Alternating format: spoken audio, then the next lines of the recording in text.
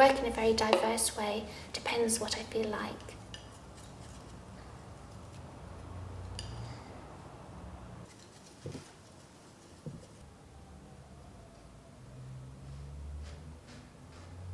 I did some very large oil paintings as a student and afterwards as well. For quite a few years afterwards, I would make paintings that were as big as 8 foot long, and they were usually of landscape or an urban landscape with people doing things. But for various reasons, I kind of ran dry a little bit with those types of ideas, and I wanted to do something which was quite different. And I'd always had a real love of literature and of drawing in a very fine way, as well as painting in a very expressive way.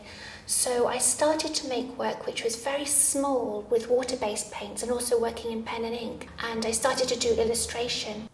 But I do still paint in oils. Sometimes I just feel like doing an abstract painting using lots of thick, colourful oil paint. I used to always have a sketchbook with me, and I would just draw everything that I saw. I've got lots and lots of these sketchbooks, and I would never sell them because it was always my source material. Sometimes I used to just sketch walking along, actually, so the sketches are often very wobbly.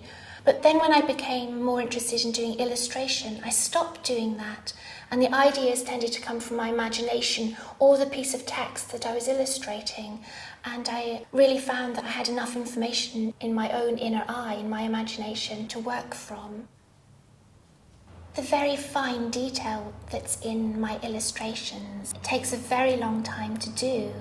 It takes a long time to build up the watercolour or the acrylic paint, and I use a very fine brush. With one large-scale illustration that I was making, I had to hold my breath as I was painting on the very fine gold lines, because every time I breathed, my hand kind of wobbled. So it is quite tricky to do. It's very labour-intensive. The style that I use when I illustrate is probably a style that I started using as a child. I used to really like looking at illustrated books, and my favourite was an artist called Errol Lacane, who did very fairy tale inspired illustrations. So I used to copy these as a child and do my own versions of them, always on fairy tale themes.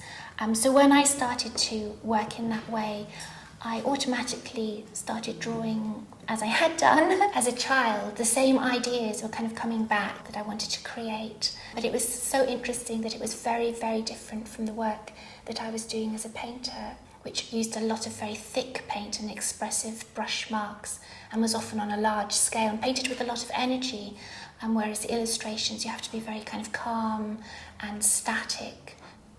At the moment, I'm just thinking about how I can use these very different ideas that started when I was working as an illustrator in the way that a painter might do, and mixing perhaps more expressive ways of painting with this very fine technique with a very strong narrative drive to it.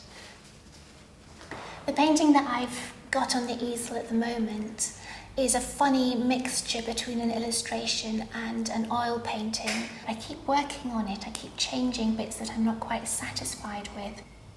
When I was painting the lace on the curtains, I was doing a lot of teaching of children all day long, and so I'd come back to my studio and just do a very small amount of lace every day.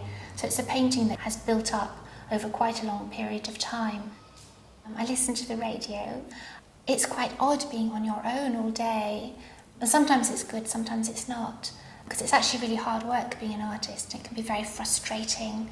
But at the moment I do more and more teaching, so I think it's quite important, for me at least as an artist, to fit the art that I do into the other things in my life, rather than letting art dominate everything. And that's how it's turned out to be.